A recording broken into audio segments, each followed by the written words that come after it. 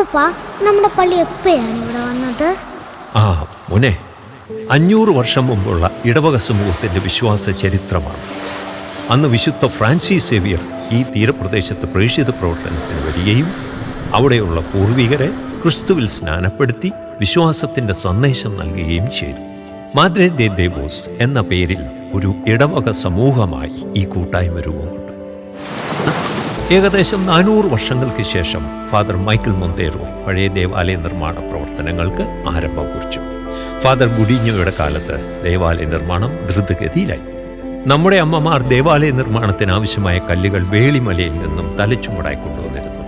1937 father Michael John വികാരിയായിരുന്നപ്പോൾ പഴയ ദേവാലയത്തിന്റെ പണി പൂർത്തിയായി. നാടിന്റെ ഈ കഠിനമായ അധ്വാനത്തിന് പിന്നിൽ പൂർവികരുടെ ക്രിസ്തുവിലുള്ള തീവ്രമായ വിശ്വാസം മാത്രമാണ് ഉണ്ടായിരുന്നത്. അപ്പോ ക്രിസ്തുരാജനും അപ്പോഴാണ് വന്നത്? അല്ല മോനെ, പഴയ ദേവാലയം പൂർത്തീകരിച്ച 5 വർഷങ്ങൾക്ക് ശേഷം ഫാദർ ഹിലാരി അച്ഛന്റെ പൗരോഹിത്യ സ്വീകരണ സ്മരണയ്ക്കായി ചമ്പക്കുളത്തെ പ്രഗത്ഭരായ ശില്പികളെ കൊണ്ട് നിർമ്മിച്ച തേജസ്സുറ്റ ക്രിസ്തുരാജന്റെ തിരുസ്വരൂപം ജലമാർഗം കെട്ടുവള്ളത്തിൽ ചമ്പക്കുളത്ത് നിന്നും വർക്കല തുരങ്കത്തിലൂടെ വേളിയിൽ എത്തി.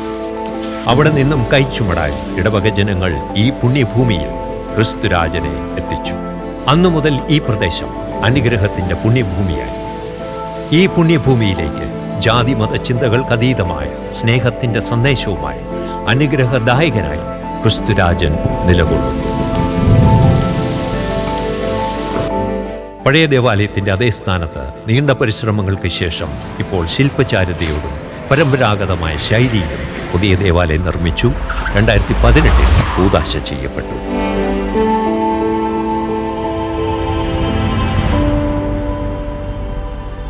ക്രിസ്തു ഈ ദേവാലയത്തിന്റെയോ പ്രദേശത്തിന്റെയോ മാത്രം രാജാവല്ല, നമ്മുടെ ഓരോരുത്തരുടെയും ഹൃദയത്തിന്റെയും രാജാവ് എന്ന മഹത്തരമായ ചിന്ത മനസ്സിൽ സൂക്ഷിച്ചുകൊണ്ട് ഈ വർഷത്തെ ക്രിസ്തുരാജത്വ തിരുനാളിനായി നമുക്കൊരുങ്ങാം.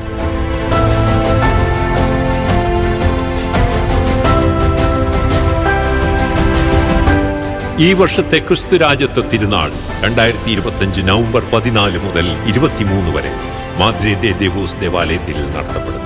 എല്ലാ തീർത്ഥാടകരെയും ഭക്തജനങ്ങളെയും ക്രിസ്തുരാജ തിരുസന്നിധിയിലേക്ക് സ്വാഗതം ചെയ്യും.